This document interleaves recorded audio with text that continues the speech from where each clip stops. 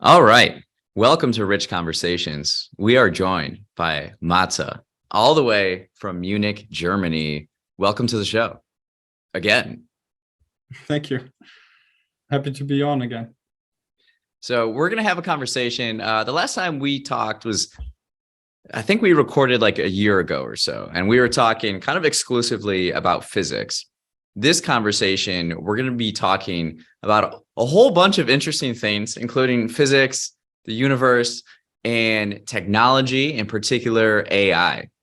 This is something you've been kind of researching and learning more about recently. It seems like some of the things you're going to do moving forward are AI related. So I'm so excited to pick your brain about all this stuff.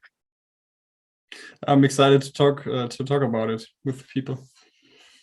Okay, so one of the first questions I have for you is there anything that you learned since our last recording that has expanded your outlook on life? Yes, especially one or two things, I would say. Okay. As I was writing my bachelor thesis, I was really getting more into the research environment. So I was at a chair where mostly PhD students were working, and also postdocs and my professor. And then I learned really how research looks like and how it's happening, and also how to read and interpret scientific papers. And the other thing that I learned is how to write them myself. So it was not a paper, it was a thesis, but how to really focus on what's important, how to plan your research, and how to write it up at the last stage. So reading and writing scientific and research papers. Writing only a thesis. I was reading papers. There was at some point there was the idea to also publish a paper, but now it was just the thesis. Yes. What's the difference between a paper and a thesis? So I know only about three theses that you could write. So it's the bachelor's thesis, master's thesis, and then dissertation or PhD thesis. Maybe there are other kinds of theses, but these are the ones I'm familiar with. And you write it when you finish one part of your degree, so either your bachelor's, your master's, or PhD. And then also maybe during the bachelor's, but mostly after the bachelor's or even after the master's. When you're doing your research, then you can write papers to publish in journals, like, for example, Nature or Science or Physical Review or something like this. Okay. And that's when you're kind of finishing your education to be a researcher and doing your research as work, I would say. That's the difference. So when you're writing a thesis, it's part of the education, and when you're writing papers, it's when you're working as a researcher afterwards. And also papers are much shorter. So for example, the paper that published the structure of the DNA was just one page. And really? It was just one page by Crickson and Watson, I think. Watson and Crick from the 50s or 60s. And it was just one page, one image and one page. So the image was one page. But other research papers that I read were also not that long. Most of them, I would say, less than 15 pages. Sometimes only 4 or this. And thesis, I would say, start really short. Thesis starts at 30 pages or 40. And they can go to 100, 200, 300 pages, I would say. So they're much longer, but that doesn't necessarily mean that they are about more stuff, so that they have more contents. Just I would say have to explain stuff in more detail. So for example, the methods and the background, so the theory, you have to explain in a thesis. But if you're writing a paper, then you can keep these parts really short, because you know that the people that are reading this are familiar with the topic, and mostly even familiar with some of the basic methods. So when you're reading these research papers, are you doing it for fun? Are you reading like journals for fun? Are you like exploring that, or is it more related to your field of study and what you're doing? I wouldn't say that's two different things, but Okay, the most I read were just for what I do at the chair. So it was for my research. But as this is now finished, I have some saved that I want to read for fun. Some even printed out. So it's interesting because I didn't knew before that you can have access to really cutting edge research, and you have the same access as a researcher from university. I have to say that a lot of the papers that I downloaded, I had researched to because of my university. So they're affiliated with a lot of online resources, so that I don't have to pay anything. But mostly all of them I also found for free somewhere else. So you really can get research from just 1 or 2 weeks ago, in all kinds of fields, and then it's the plain technical research. But it's a lot of times it's especially hard to understand. So especially if it's not your field, it's really hard to understand because you have to really go sentence by sentence. For example, the paper from my advisor, he's a PhD student. Okay. And again, you're at the Technical University of Munich, right? Yes. Yeah. And the paper that my advisor published was, I think, 7 pages, and it took me about 4 to 5 hours to read it because I really had to research so much stuff while reading it. That was when I was new to the chair, and it was more biological physics than computer science. So it was a lot of stuff that I didn't knew. Huh. Now, what's your bachelor's thesis on? It was about the optimization of machine learning growth prediction for cell culture experiments. So especially what I did it on were pancreatic cancer cells that were growing in cell culture, and I predicted the growth of the cells. Based on biophysics? No, not at all. It was a raw computer vision, a machine learning algorithm that you can apply to any kind of scenario, and it just predicts how the scene would behave afterwards. So there was not physics included in the algorithm. That's what is also kind of good about it, because it's really easy to adapt to other things. Huh. Interesting. Yeah, you're into some interesting things. Seems like you know a lot about physics, AI, computer science, like everything, and you're just like weaving all the knowledge together and applying it to different things, sort of, right? Yeah, sort of. Yeah. Matze's just like a super intelligent guy, which is why we love you on the program. I would say interested guy. I really would say that most of the people I know could also do this if they would be interested in this stuff. And just there are so many resources online, especially in computer science.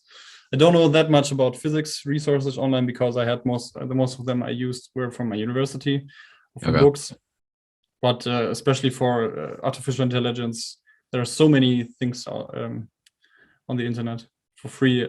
So if you're interested, you can do it too. Yeah, interested, curiosity. I think curiosity was a big part of our conversation last time. Just being curious, and then now, kind of in the world that we live in, you can find a lot of different information and knowledge. Yeah. Yes. But it was also interesting that for some things I really got to the edge of what you can find on the internet. Okay. For physics and also for biophysics and computer science. But I would say especially for physics. And it can be really annoying when you Google something and there's literally no result, or just one result, and that is the sheet that you're working on right now. So you can't Google the stuff anymore, and you can't find some things. Sometimes. It was not that often during my bachelor, but sometimes that was the case, and sometimes there were just completely other stuff. So I Googled something in physics in German or in English, and then just random Japanese or Chinese pages came that had nothing to do with it. So Interesting. I've only had when I Google something with physics and not with anything else. Is there something in the last year in like a STEM field, whether it's physics or no, I'm not wording this right. I'm trying to think if there's been anything really profound in science since we last recorded that has really struck you. I heard about one thing that was portrayed as a big breakthrough, and I think it is to a point, but it's important to understand it. So it was about nuclear fusion. Okay. Maybe you've heard about it because it was in the USA at a research lab. And for a nuclear fusion, you have basically different kind of ideas how to achieve it on Earth, because it's happening in stars or in the sun, in the core, but it's really difficult to do it on Earth because you need extreme temperatures to be able to do it, and also sometimes extreme pressure. So there are different ideas how you can do it. Okay. At Garching, at the campus Garching, where I'm studying, there is research fusion reactor with the tokamak design, which is a design for a fusion reactor from the Soviet Union, and it is quite old. It's from the 60s, I think. And the basic idea is that you just heat the stuff that you want to fuse together up really.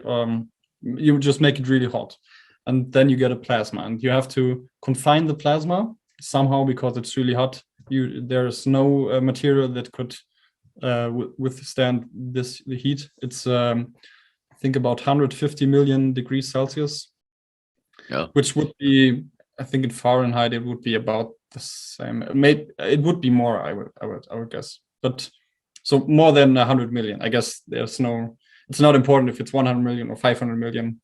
It's really hot, and then you confine it with a magnetic field.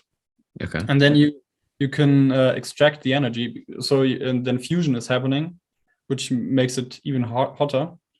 And then you can extract the energy through neutrons that bounce on the walls and heat up the walls. And then you, with the generic power plant, then you just heat up water and drive it through turbines. And that's how you can generate electricity.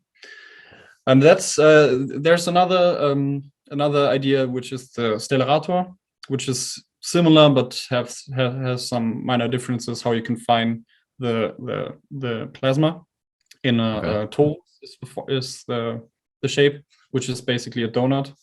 So torus is just the mathematical term for donut.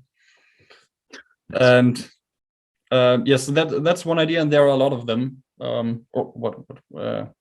What means a lot of them? There are a few in Germany. There's one, I think the biggest now is in UK, and they build a really big one in France right now.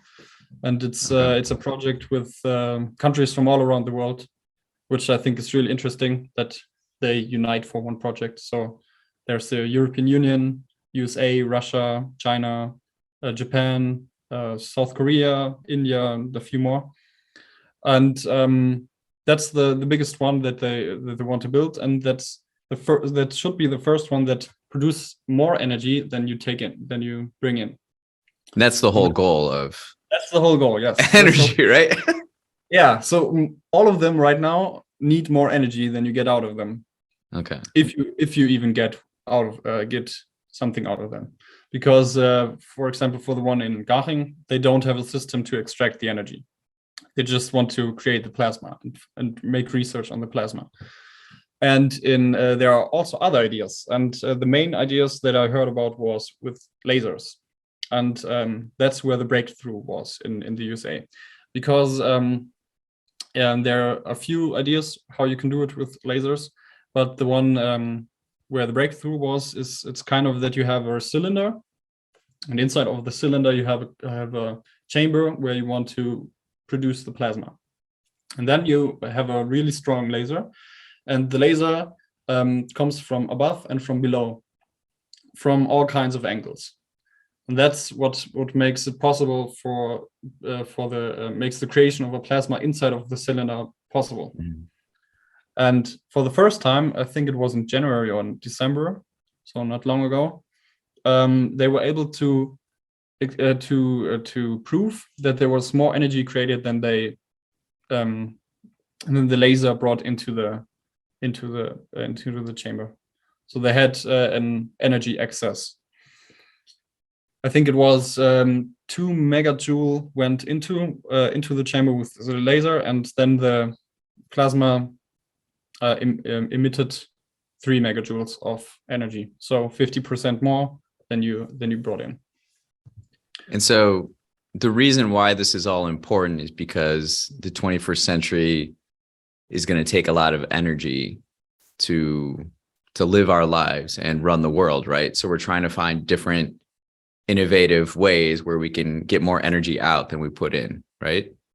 Yes, and as I'm thinking about is that kind of nuclear fusion is more or less the holy grail of energy, because if it's possible, then it's a really nice way of producing energy, or not producing, but making energy usable, because you don't produce energy per se. Because you have a lot of the advantages from nuclear fission, like carbon emissions or something like this, and you don't need that much of material to be able to get energy, but you don't have the drawback of radioactivity, because the elements that you use are so low radioactive that sometimes it only takes about weeks or so that the radioactivity is gone. And most of the time you don't even have to think about it, because it's also so confined. And also one really important thing is that with nuclear fission, you have to cool the thing down, and you have to extract neutrons so that you don't have a uncontrollable exponential reaction, which is basically the nuclear bomb. Mm-hmm. Which would happen if you just let it sit there and do its thing. But with nuclear fusion, if you don't do anything, then it just cools down and nothing happens, because you have to create the extreme environment, and if it's not able to sustain itself, then it just cools down. So that's the worst thing basically that could happen, that it cools down and you don't get any energy. But there's no real threat of a nuclear disaster. So that sounds pretty sweet. Yeah, if it would be possible, it's I think the estimates are about 2040s, 2030s maybe, that you could do it. Huh. And also there's if it's really applicable in a large scale, then I think the humanity don't have to worry about energy for the next thousands of years, because you basically just need water, or especially an isotope of hydrogen and lithium. But you can also produce lithium or beryllium. I'm not sure about it. And there are also different kinds of reaction that you could do. But you can basically also generate one of the things while it's operating. So I think it was about 1 gram or so that you need to fill the whole reactor in the research reactor that it was in. So you need, I think, only a few kilograms per year to run the power plant, which is, compared to coal, really nothing, because I think you need thousands of tons to run a power plant for a year. But for a fusion reactor, you'd only need a few kilograms. Oh. So I'll let that sink in. Yeah.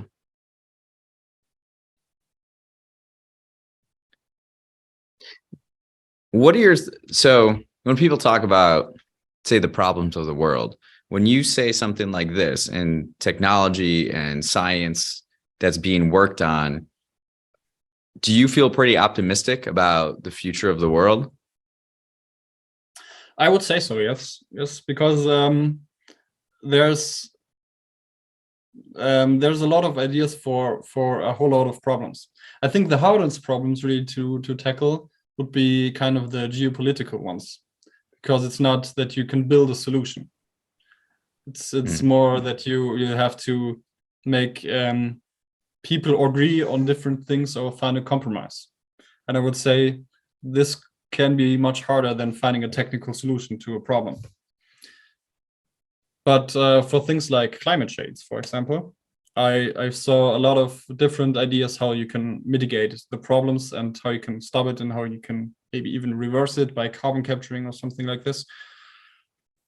And I saw that a lot of people are really interested in building solutions. So I would say that energy crisis and climate change are really solvable problems. The problem with these two problems is that they are time critical. So especially as you might heard about the energy crisis in Germany because of the lack of Russian natural gas. There was kind of a worry that we don't have any gas left in the winter, so that we couldn't get warm inside and run the industries. Thankfully, this didn't happen, but that's why problems like these are time critical, and so you have a deadline, or not a real deadline as one date, but the sooner that you get your solution, the better. I'm really sure that there's a solution for the energy crisis, like, for example, nuclear fusion, but also new research in solar power or wind energy.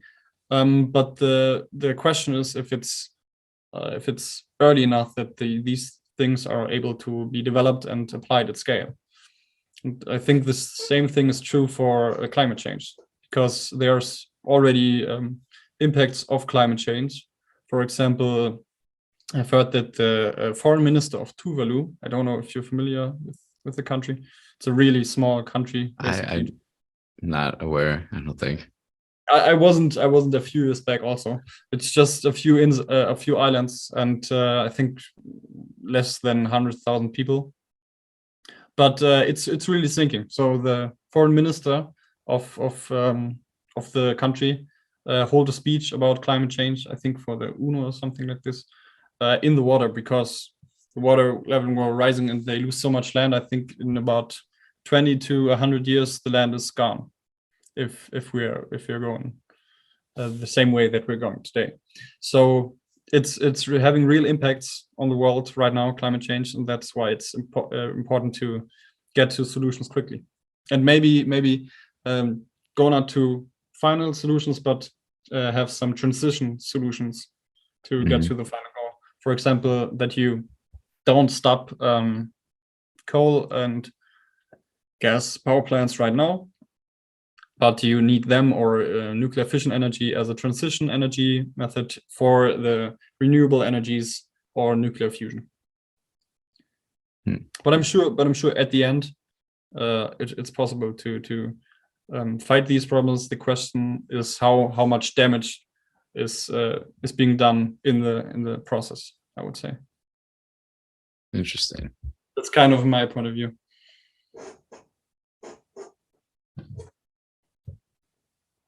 I want to transition a little bit to physics. I have some questions, physics related, that I'm sure that you know more about than I do. Some are basic things, like describe the concepts of potential energy and momentum. So potential energy, I would start with this one, is a really important topic in physics. And it's not only potential energy when it comes to gravity, which is what I would say the most famous one, and also the first one that I've learned in school pretty early, but also, for example, with any kind of potential. And basically, if you have a potential, then you have what the name suggests, potential for something. In this case, it's for a change of something, which is really So abstract. to get even to communicate where my head's at, I believe a lot of issues in our own personal lives can be solved or worked on using concepts in physics. So when you say potential, I'm not only imagining the potential scientifically, but also the potential of human beings. Okay. That was just for the physics for the moment. But I think they're very related and applicable. Yeah, I think so too. But in the case of physics, for example, the potential that I've dealt a lot with was electrical potential. That you have, when you have a charge, then you have a potential, electrical potential, and then from that potential you can derive the force that another charge would be experiencing if it's near that field. So you have a field that builds a potential, or you have a thing that builds a field, and this field has potential. For example, a charge in like an atomic nucleus that has a positive charge and builds a field, but also the Earth itself, the whole Earth builds a gravitational potential. That's why we are sitting down right now and not floating around. And then from the potential, you can derive the force. So in the case of gravitation, it's always attractive. So it just attracts stuff, but it doesn't push things apart.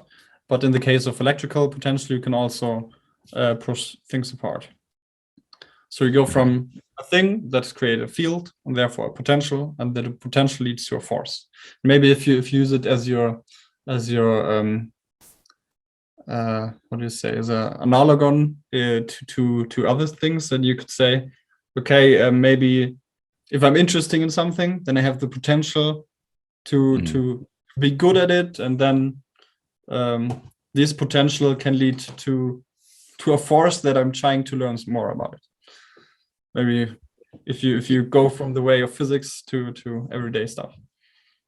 Yeah, or like a human being, say, has potential with its the way a human being as an animal is built, with its cognitive abilities, whatever. Then you practice certain things that you're interested in. Does that create the field where then after a while, after you're practicing, it creates this force? And is that then momentum? Yeah, until now, I haven't said anything about momentum. Okay. But you're kind of correct, because momentum is when you. I'll take kinda. That's good.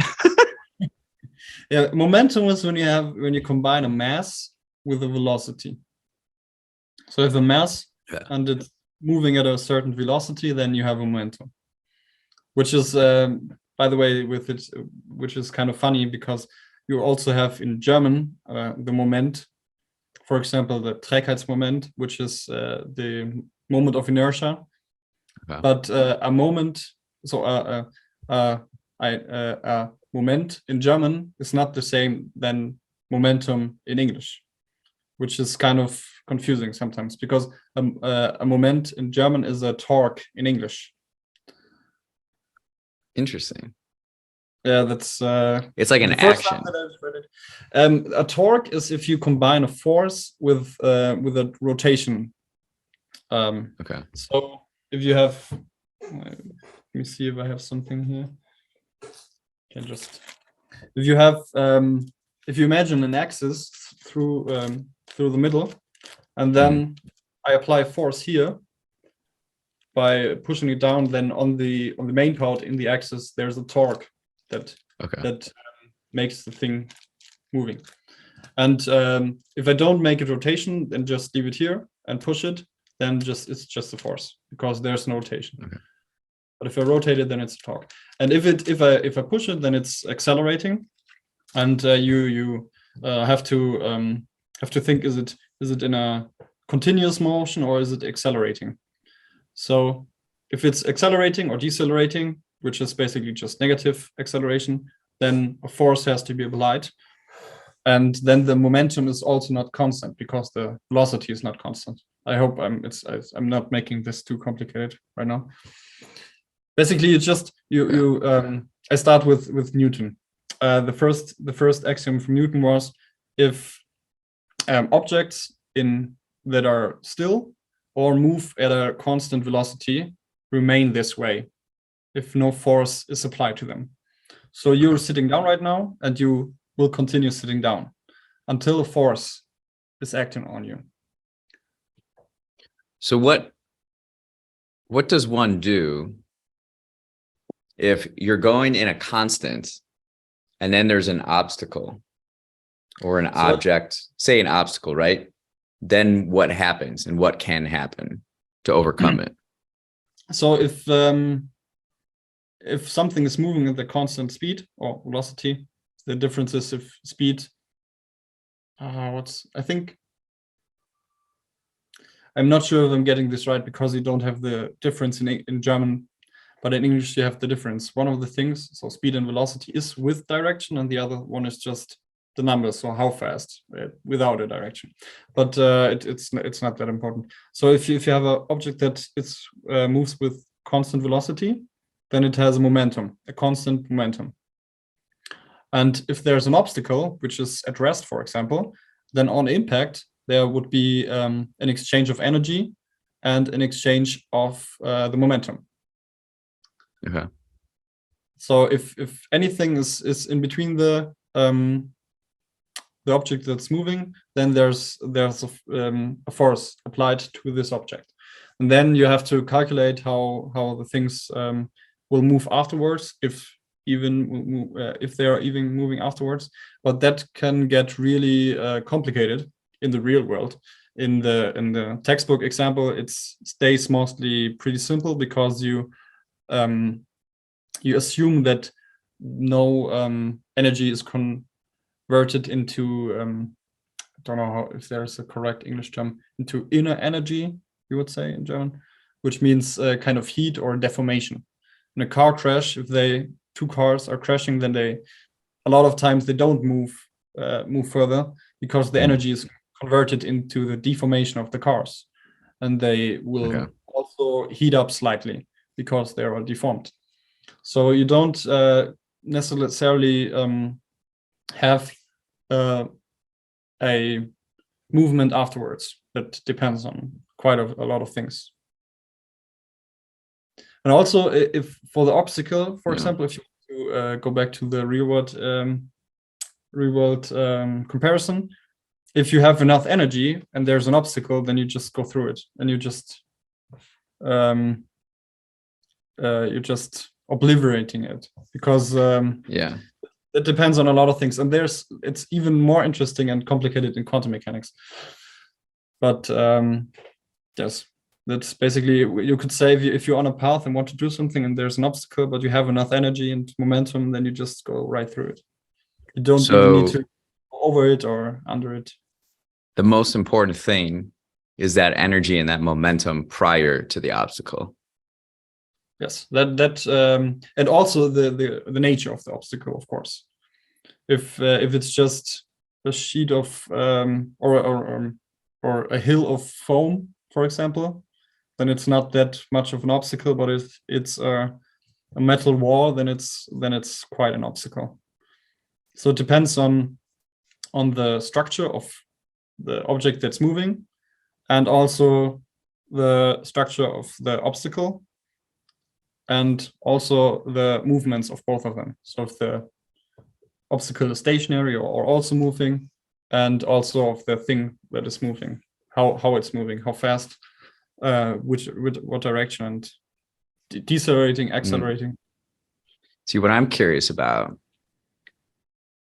that's like a physical material world. What I'm thinking about is like in the mind, if like you're trying to work on a goal, a project, to be successful at it, and you do all the things prior to it, and you build energy and momentum, then you realize there's an obstacle to your goal in your head. So then if you have enough energy, you'd be able to get through it. But it's a matter of calculating and measuring that obstacle and what would need to happen to keep that energy going forward, right?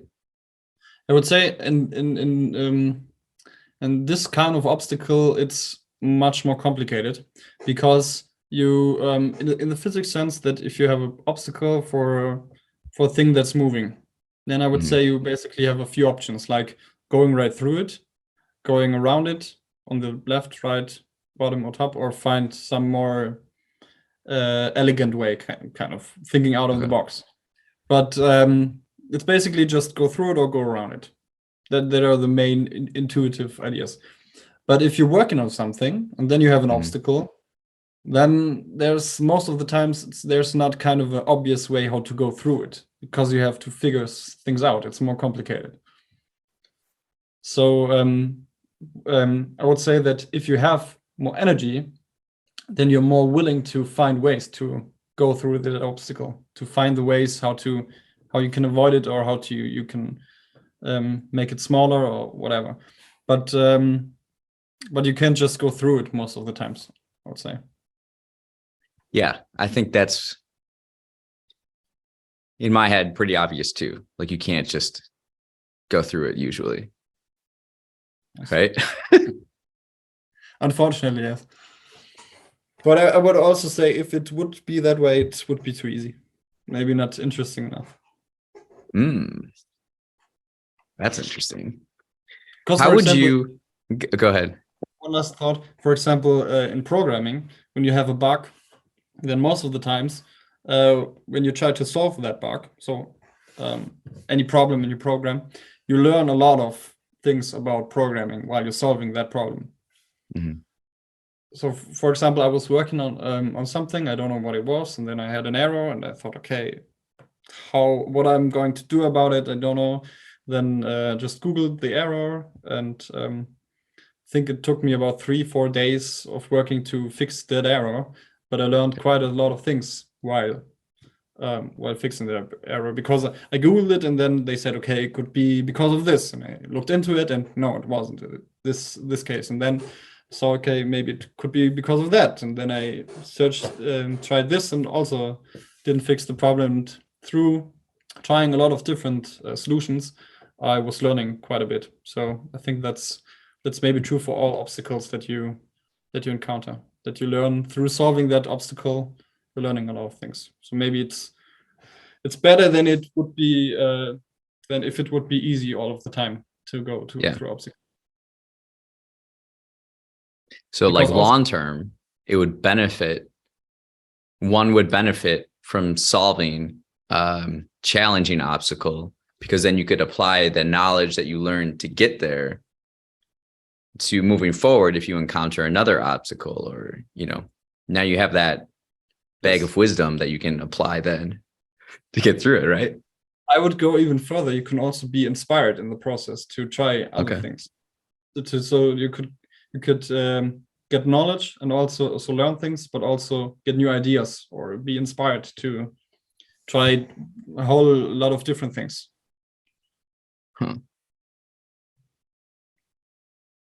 How important would you say energy is in the laws of the universe? I would say pretty important. Maybe one of the most important things, because I couldn't think about anything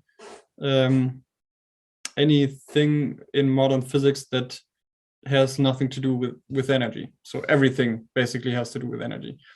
But also, it's important to say that when you say the laws of the universe, it's I can only talk about what I've learned and how the science fits the laws of the universe as of today, as of how I learned them. But they're also changing a lot of times. Maybe not that often nowadays as 100 years ago, but there are still a few missing parts. So maybe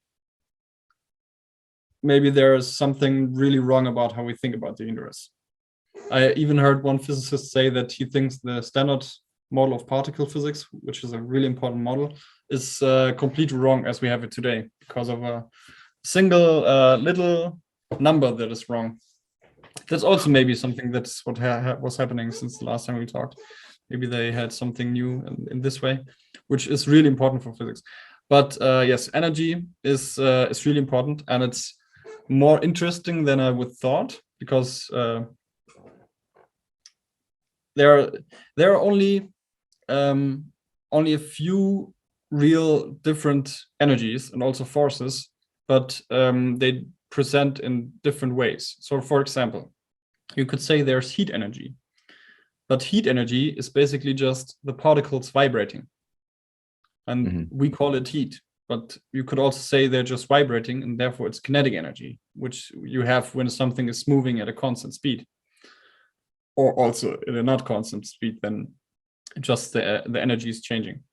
So you have basically just energy that can take a lot of different forms, and also in the context that it's showing, it impacts how we are describing it and how we look at it. It's kind of if you're driving in a car and you make a corner and then you get pushed to the other side. But that's kind of I think it's called pseudo force, which means there isn't a force that pushes you to the side, but you're moving straight and your body just wants to move straight further, but the car is moving to the right.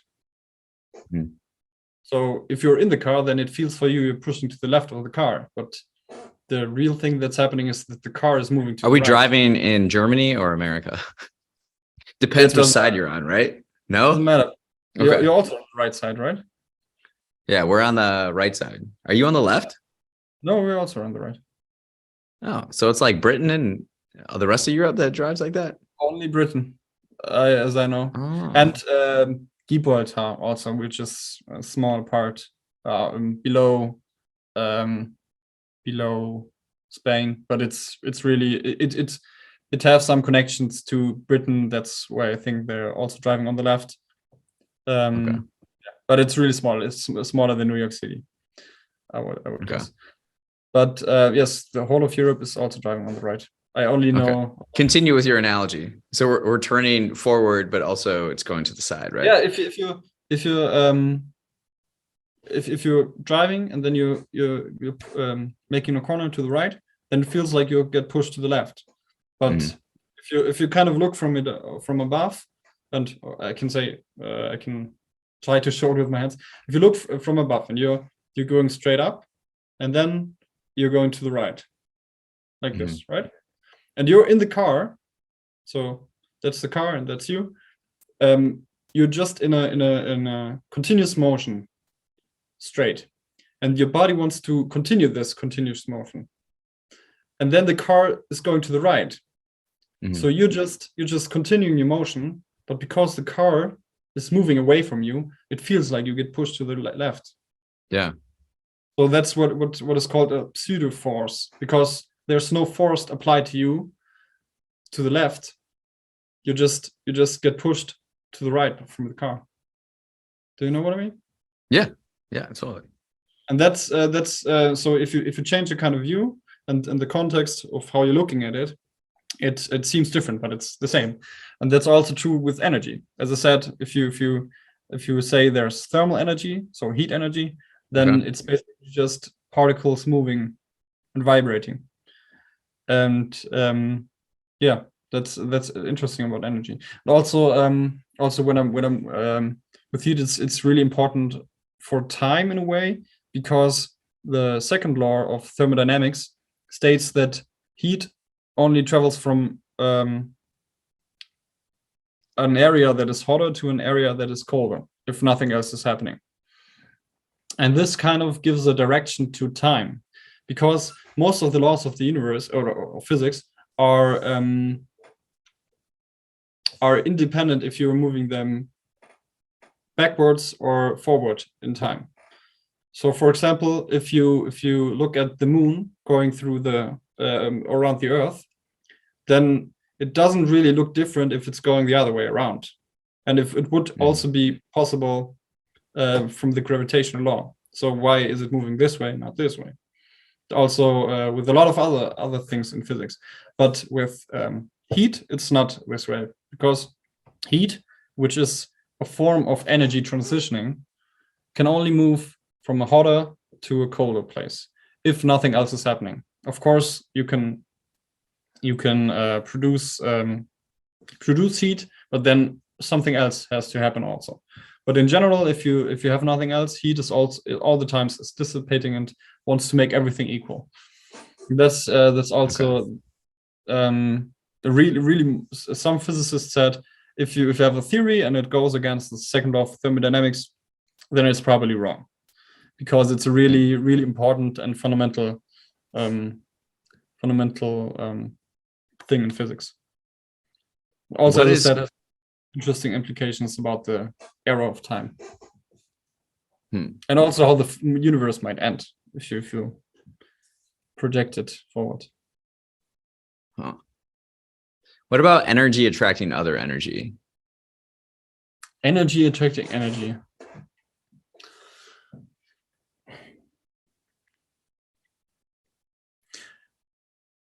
The thing is, I can't think of anything right now that would be the case in, or maybe a little bit. Energy, if you're talking about attraction in physics, then you have to have objects, some kind of matter. And energy is not matter. So if something is attracted to something else, then it's matter attracted to some kind of other matter. Okay. But energy isn't matter. It's a whole different thing. So you can't also say that energy is right there or right there, because energy is not an object. Yeah, energy. Okay, I got you. So how would you say that it's attracted by another thing if you can't say where it is exactly? Yeah. But what I think about is, for example, if you have a fire, and you start with a paper and put it under some wood, and then you light the paper. Then there's an energy conversion from the chemical energy bound in the paper to heat energy, and that's lighting up the wood. And then there's more energy converting, and so on and so on.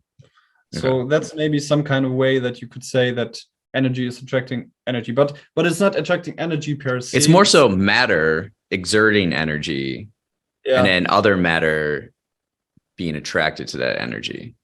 It's matter that participates in the conversion of energy, and that energy, that heat energy, then ignites the other conversion of the energy. And it's also in the fusion reactor. It's kind of the same way, because you heat it up a lot, and then if you heat it up enough, then there's fusion happening, and fusion heats it up even more, and then there's more fusion happening, and so on. So that's maybe some kind of way that you could say that energy attracts energy. It's not attracting in the physical sense, but it's making it possible that the energy is converted. By the way, there's also an interesting connection to potential energy, because if you say that the wood can be lit up from the paper, from the flame of the paper, then you have to have potential energy in the bounds of the wood, so that it can be can even light up. Do you know what I mean? Yeah. If you have anything that can burn, then this must mean that there's something bound inside it that makes it possible. Yes, that's something. Chemical energy is bound somehow, that it can release that energy, and that's true for everything that can burn, and even for nuclear reactions. Because, for example, in a star, you have fusion from lighter objects, lighter elements to heavier elements. So you start with hydrogen, for example, which is just one proton in the nucleus, and then two of them fuse together, then you have two, then two of them fuse together, then you have four, and so on and so on. Okay. And this stops when you are at iron, because when you're at iron, then you don't get energy from it if you fuse it with something else. And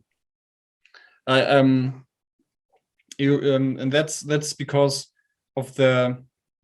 I think that might be too technical, but that's because of the average binding energy of the nucleus particles.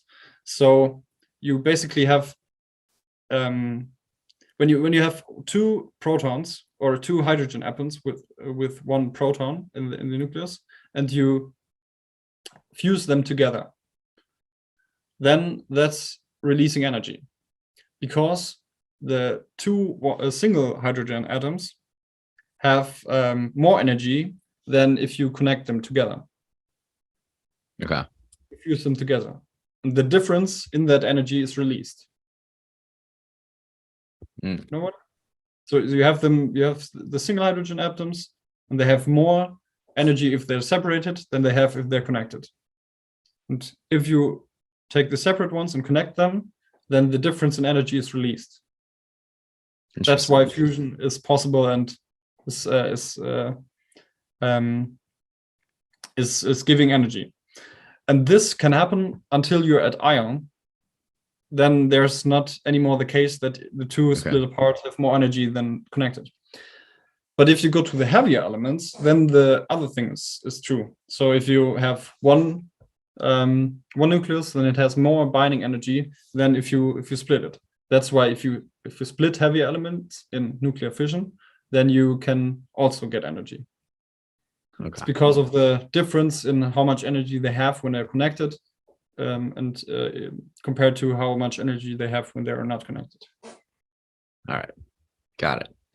Before we go to AI, can you briefly summarize quantum theory? I don't think I could really briefly summarize. No one can do this. Whenever I ask people, like, I can briefly summarize quantum theory. I can talk a little bit about it. And there's I saw sometimes a few times a short explanation of it, which is, if you know what he's talking about, kind of understandable. But I could not say it again. It was from Richard Feynman and the path integral. You can maybe look at it afterwards. There's on YouTube a video which is really not only 1 minute. It's not Feynman itself, but he's talking about Feynman. Yeah, but I think if you're not familiar with the topic, I don't think that it gives you anything. What if I'm like vaguely familiar with it? Like I've read maybe a book on it. It depends on what kind of book, I would say.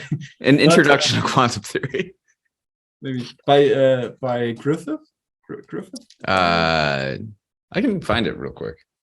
Because there was one introductory book also recommended for my course.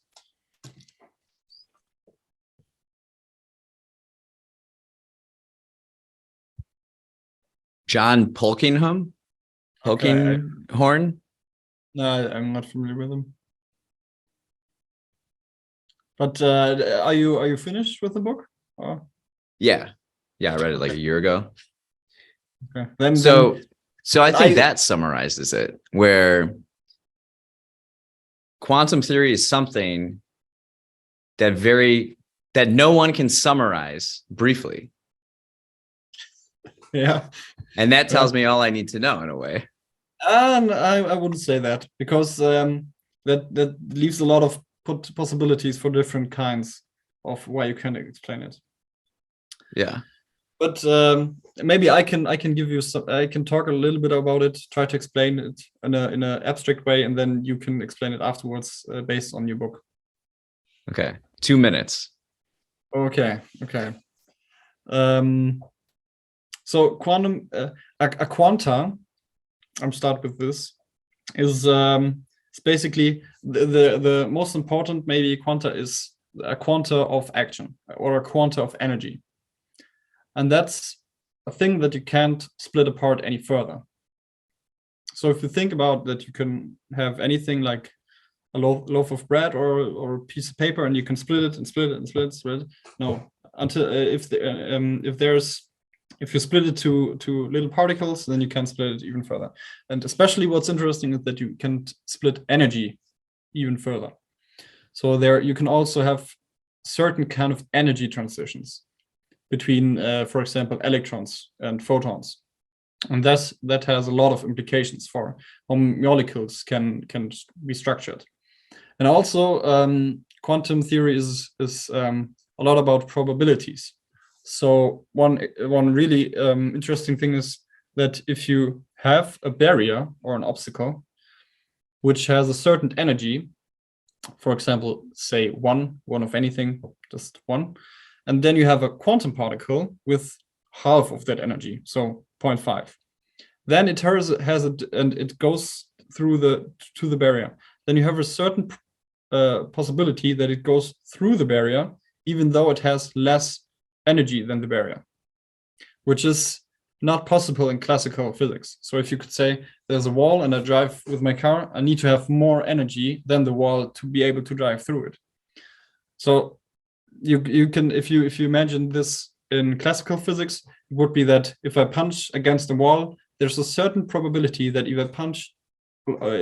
I punch long enough, one time I would go through it, even if I didn't punch harder. And that's one way that quantum mechanics is really weird. And also you can have superposition, so you can't really tell in which state something is. Is it there? Is it there? Is it moving this way? Has it this kind of energy? It's kind of washed out, and you can tell if it's this or that. But if you measure, you can tell. Then it has to decide if this or that. But then you destroyed the superposition. So if you look at it, then it changes what it's doing just by looking at it. But you have to really think about what looking at it means, because you can only look at it if you interact with it. Because no matter how you measure something, if it's with light or something else, you have to interact with it to measure it. So you're not just if you think about the world in our dimensions, then if I look at something, I don't think about that I'm changing it anyhow. But in quantum mechanics, it's really important to be aware that you change it by looking at it, by measuring it somehow. Because, for example, if I look at a cup, then I'm only able to look at it because photons are reflected from it into my eyes, and I'm able to measure the photons in my eyes. So the light that was necessary interacted with the object. In everyday life, that's not really doing anything, but in quantum mechanics, it's really important. And it's also really important for this energy barrier to be able to go through it with less energy. For example, if it wouldn't be possible, then the sun or stars also wouldn't be possible to fuse atoms together. So there's quite a few of concepts that are it's pretty complex. Yeah, it's pretty complex, and it's also pretty abstract at sometimes and pretty mathematical. So and also it's a lot of times you don't really know how to think about it because there are different interpretations, and in science, so in physics, it's not certain which interpretation is the right one. So, for example, maybe you've heard about the double slit experiment. Yeah. Mm-hmm. There's a lot of different interpretations why it's happening this way, or and not another. So you could say that in one reality it goes through this one, other through this one, or through both. What about if I said, according to quantum theory, everything is possible? Is that somewhat summarize it? Yeah, I would say so. Kind of. All I need is a kinda. Kind of, yeah, kind of. But it's important that it's not everything is possible, but not everything is equally likely. Okay. Because I was, or not I, many of the students in my class were also really confused about some things that we've learned. And I think we didn't learn it really the deep way because it's too complex for bachelor's degree, I would guess. But they sometimes it just said, yeah, this kind of energy transition is not possible. But sometimes, in reality, but sometimes it can. Yeah, sometimes it's possible, but it's just extremely unlikely to happen. Yeah. For example, and that was a real example from my homework. There was a question that was, how long would it take for a can of beer to spontaneously fall over because of the quantum mechanical tunnel effect? Mhm. And then I have to admit I did this question, but I wanted to know the answer. How much Yeah. time it would take for a can of beer to spontaneously flip over, and it's possible. So I have to say it was modeled just as a cylinder, and there were a lot of assumptions to make the problem easier. But it's with these assumptions it's possible, but it's just really unlikely, and it would take an immensely amount of time.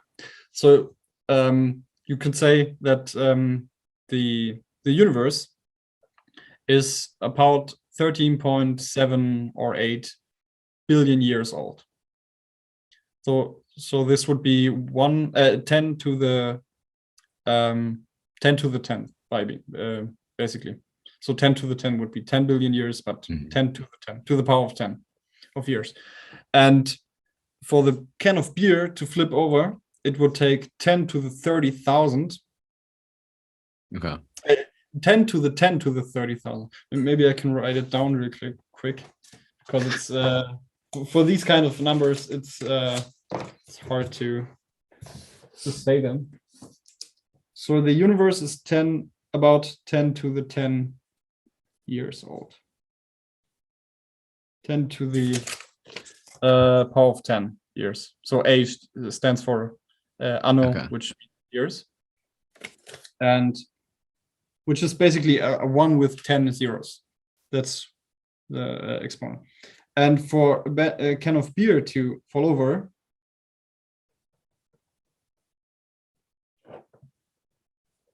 it would take 10 to the 10 to the 30 to 30,000 of years. So it's so it's a 10 with a number in the exponent that has 30,000 zeros. And that's nice. Yeah, it's a really big number. I think I can also compare it to another number, because the number of the particles in the universe, in the observable universe, is only about 10 to the 80 or 90. So it's also much smaller. Basically, your beer will not fall over. It's possible. It's possible. But it's really unlikely. So it won't happen anytime soon. But yes, you could say it. Pretty much anything is possible. Yeah. But as I said, not equally likely. Yes. Got it. That's important. Shifting gears a little bit, what excites you about the future in general?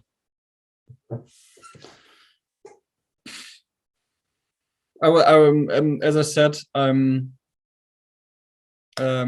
into artificial intelligence in the last time a lot, and I think it really will have a lot of impact in the future. And what I'm really interested about is intelligent and also autonomous machines. So I would think that we will going to see them more and more in the future. I saw a couple of times videos, I think they were in the USA, of delivering robots that were going through over the sidewalk. Are you familiar with them? I haven't seen any robots on my sidewalks quite yet, but I do hear that we're like, yeah, I hear about those things. I don't know where they are though. I don't know where they're happening. I've seen quite a lot of videos of them in the past month, but I think it was in the USA, most of them, but I don't know where exactly. Also, Waymo, I think is pretty interesting. They're in since 2017 or so. They're driving autonomous cars in a few cities in the USA. So, for example, Phoenix, you can order a Waymo taxi and it comes without a driver, and then drives you to another place. That's what I think really is really interesting, and how you can have new ways of interacting with machines. For example, I was in Berlin a few weeks back, or last week, and that they have a museum which was called the Futurium or Futurium, which was all about the future. And there was a section about AI, and then you could have some cameras and you could interact with the screen just by moving your hands, which I think is really when you do it kind of magical, because you're so used to that you have to use a keyboard or use your fingers or your thumbs on the smartphone or a mouse. But if you can just manipulate digital assets in any kind of way just by moving your hands or your body, I think it's really interesting. And for this, and also for autonomous machines, you really need a strong computer vision system, which is the branch of AI that deals with perception for digital systems. And that's also what I do know most about when it comes to AI. I don't know really.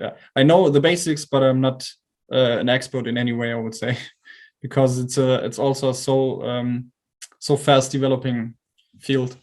But yes, intelligent and autonomous machines, and that can understand the world around us through vision or also text. That's what I'm really excited about.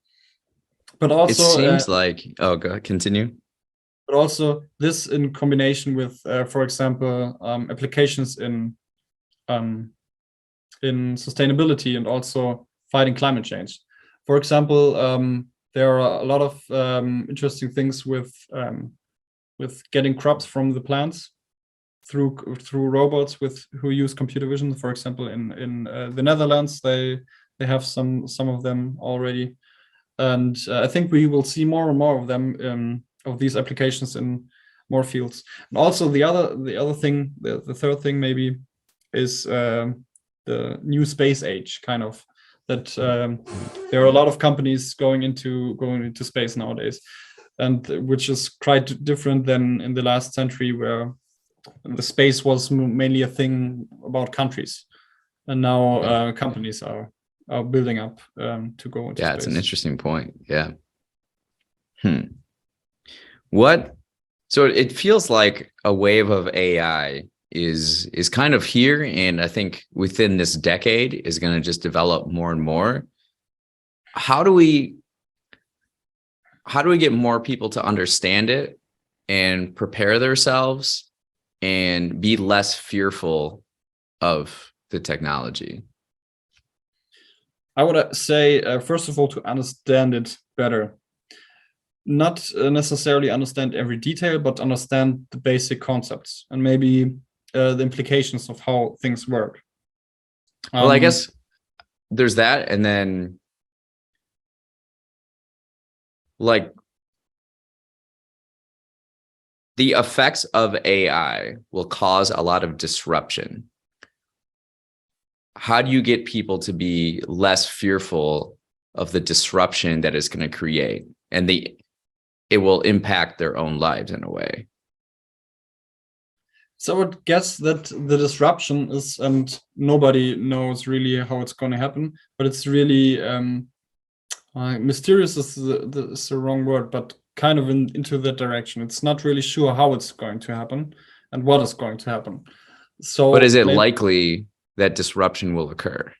Yeah, I would say so, definitely. So it's like, how do we get more people to be less fearful of the disruption that's coming? We don't know what it is, but how do we prepare?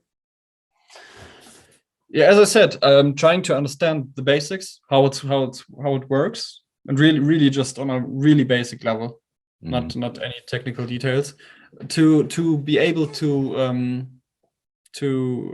go to the implications of what it could be possibly doing. For example, I think yesterday or 2 days ago, I read a chapter on this, on the job loss, for example, what can be automated. And you really have to, you really can categorize the professions into 2 or 3 metrics. And then depending on how the occupation lies on that metric, you can say it's more or less likely to be able to be automated. But also for a lot of professions, it's possible that AI can assist you, but not replace you. so that is, I would say, job loss is a really important possible problem, and maybe also sometimes a real problem today. So already that you can take a look at, and I think there are a few more problems that main problems that I've heard about, and you could really look at the problems and then think about them, because it's not the first time that anybody ever thought about them, and there's a lot of ideas how you can think about the problems. For example, if you think that AIs are going to be really advanced and then they going to cause some kind of damage, then there's basically two scenarios that you could think about. The first one is kind of the Terminator scenario, where the AIs kind of don't think they need humans anymore and just want to dominate the world, something like this. And I would say, I wouldn't say it's not possible, but I would say it's really, really, really unlikely. And you should also think about how this could even happen with the AI that we have today, because the AI that we have today is I would say really pretty basic. It's primitive at this point, right? Yeah, it's primitive. Yeah. It's dumber than a mouse. I think even dumber than a bee, or these kinds of animals. So if you apply it about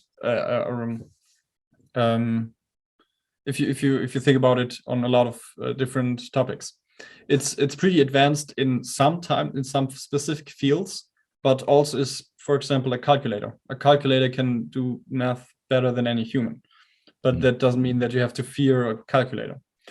So that's the difference between narrow AI and broad AI, or general AI. The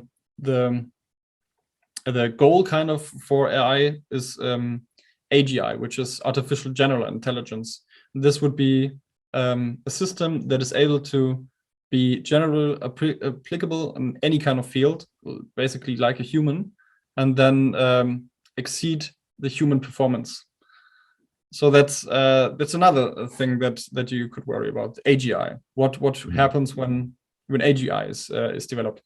And there, as I said, the Terminator scenario, I don't think this will happen, because you basically worry about something where there's no clue that why it should happen. But there are also other problems, like or fears, for example, that it's going to be used as a bad thing by any kind of actor. So I think more and more AI also gets used in the military, and that's I would say the kind of most probable problem that's going to have really bad impacts in the future, because it's not that it's bad per se, but it's used in a bad way, kind of, because you can use the computer vision AI to, as I said, recognize, for example, oranges, to pick them from the plant. But you can also use computer vision to recognize enemies from satellite images to then throw bombs or something like this. There was I don't know when exactly, a few years back, there the US military used some kind of computer vision AI from Google, I think, to analyze drone footage from I think the Middle East, which a lot of employees from Google were not happy about. So they a lot of them grouped together and said, "Hey, we're not working on this kind of stuff. Don't use it for this." Then it took a little while, and then Google basically stopped working with the military on this matter. So it's not that it's developed, so the problem is AI, but it's used in a bad way. It's kind of like also nuclear energy. You can use it for a power plant, but also for a bomb. So and going back to what you said earlier, the problems are less scientific. It's more so geopolitical. Yes. Yeah, I would say in this case more also application. So not just the application of it. Yeah. How you apply it. And that's where you could say, okay, then we have two options. should we make research on it or shouldn't we? Should we make research on it and make sure that nothing bad happens, or should we don't make research on it at all? And I would say that if it's not even possible to stop research on it. Yeah. Because if you don't do it, anybody, someone else will. Someone else will do it. For sure. If an idea about something that impactful is open in the world, then somebody will do it. Somebody would try to do it. So it's not an option, I would say, to stop development in AI research. So then you have to say, okay, how can make it in a good way and apply it in a good way. And that's where really a lot of work should go into. And there's also a lot of institutes that focus on that. For example, also in my university, there's the Institute for Ethics in Artificial Intelligence, and they're looking into this kind of stuff and doing research in that direction. But also there's another problem that I would say, and that's also kind of a real problem, which is sometimes called as the value alignment problem, I would say. Or where a typical example is the paperclip maximizer. So it's a really simple example. You just have an AI and tell him to make a lot of, or tell him, her, it, whatever you want to call it, to make a lot of paper clips. Then you should be really, if it's really let's just say it's an AGI, so it's an artificial general intelligence, then you should really be careful if you say you want the maximum number of paper clips. Because if you just have the raw objective of making paper clips, then the AI maybe could say, okay, I need a lot of metal and stuff like this to produce paper clips. Oh, the humans are in the way. Let's get rid of the humans to make more paper clips. Mm-hmm. Then you didn't tell the AI to get rid of the humans, but there was not a value alignment from your goal. So if you're building systems, then you should either be really, really, really concrete and detailed about your goal with a lot of edge cases, or you should have kind of a general rule.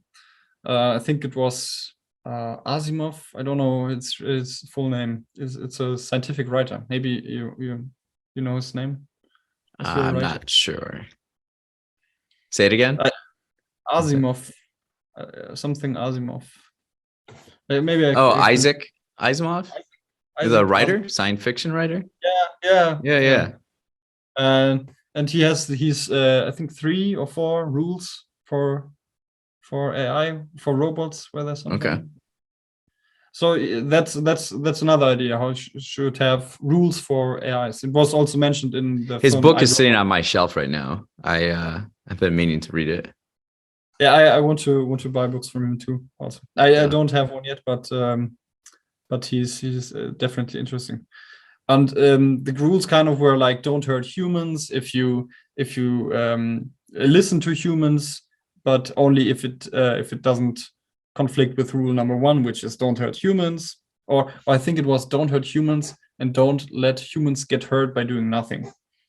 So you can also try to make some basic rules, and then you establish them for the system, and then you can tell it what to do.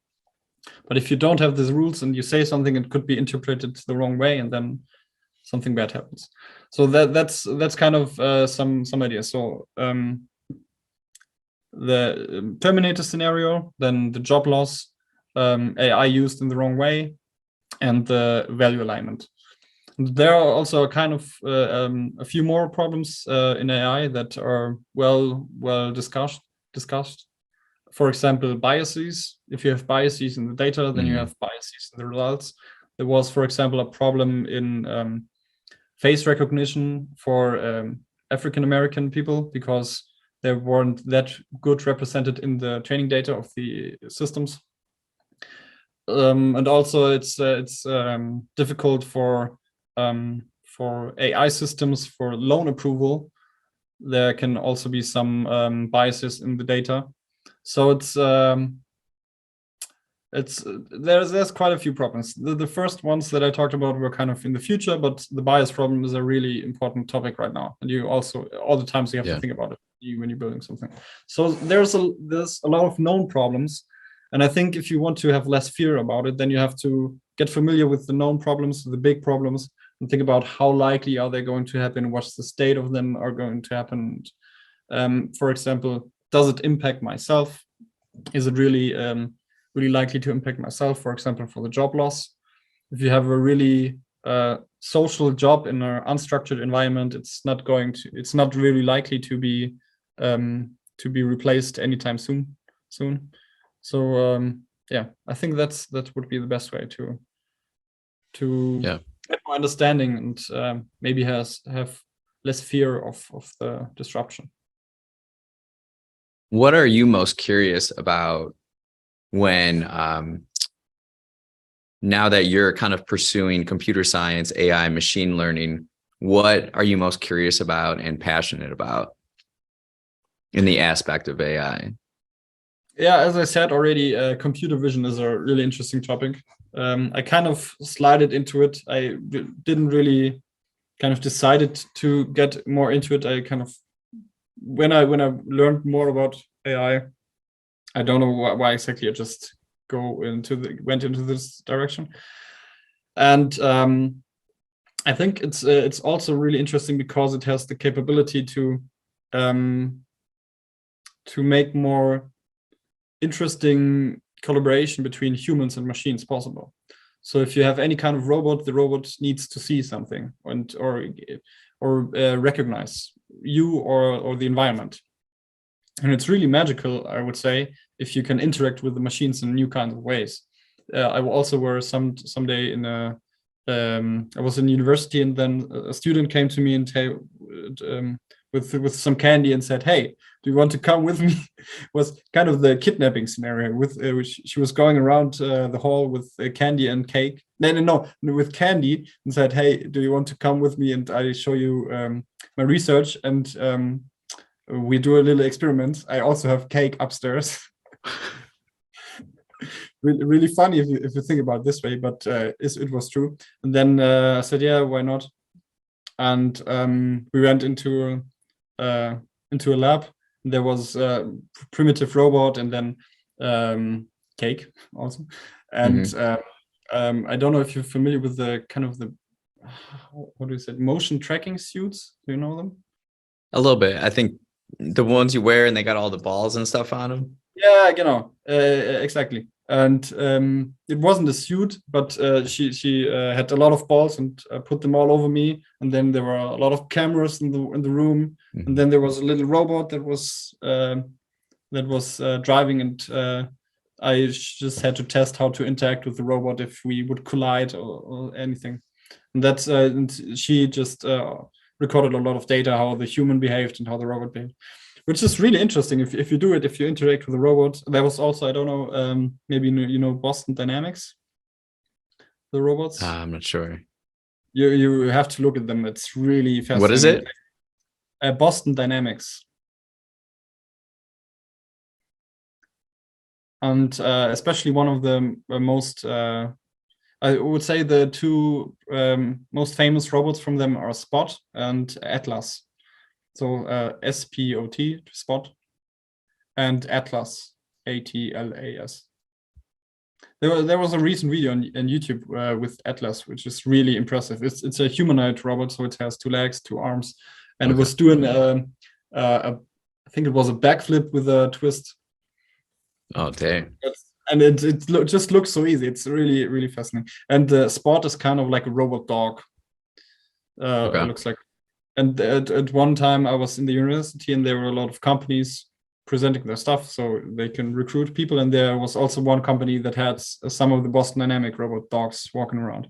It's really interesting to see it live, because I only knew it from the videos. Yes, but nowadays they're really expensive. I think about $100,000 or something.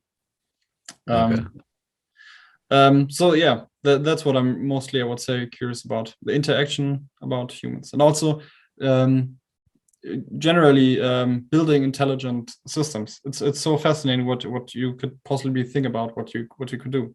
And also one interesting thing, one interesting perspective is I would say is the one of Andrej Karpathy. He was a PhD student at Stanford, and then went on to go to OpenAI and then to Tesla, where he was the director of AI.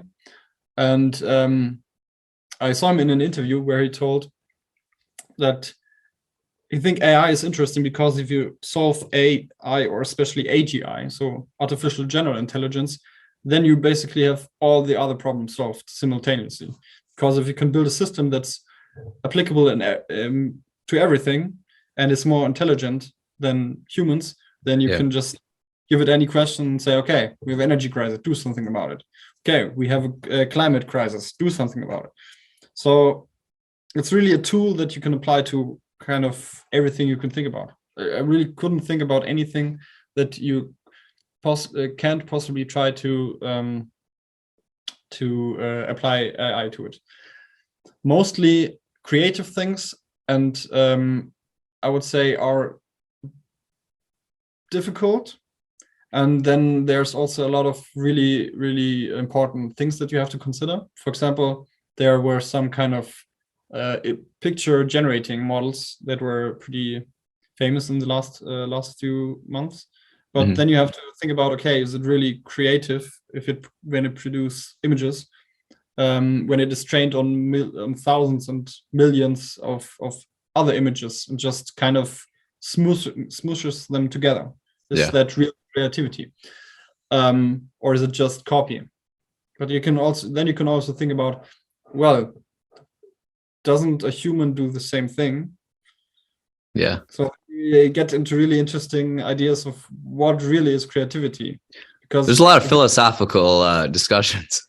Yeah, which is also really interesting.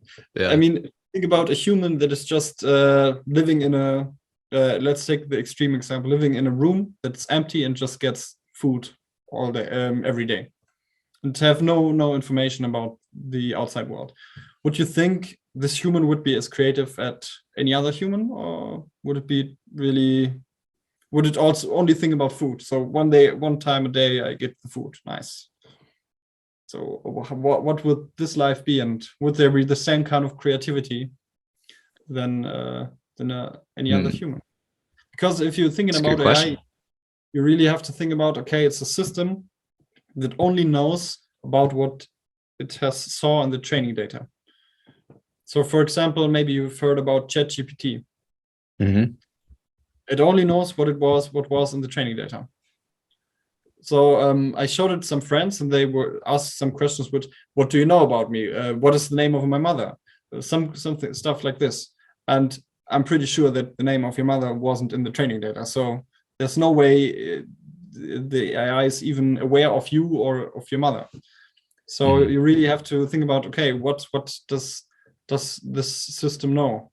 And that's quite different from any human that you interact with, because you can assume that he has some basic knowledge, and also a lot of more sensors or senses than an AI system, because an AI system mostly has just a specific type of input and output. So for ChatGPT, it's just text. Can't smell anything, can't see anything, can't do nothing else but receive text and give text. Yeah. Huh. A lot of good. I've really enjoyed this conversation. Thanks again for coming on. This has been great. So much to think about, so much to chew on. I love it. And I know if you want to know more about it, I really can recommend to look into some of the basics. I can send you some resources if you want. Yeah, absolutely. Cool. Well, thanks again for coming on. Appreciate it greatly. Thanks for expanding my mind and everybody else who's watching and listening. You're welcome.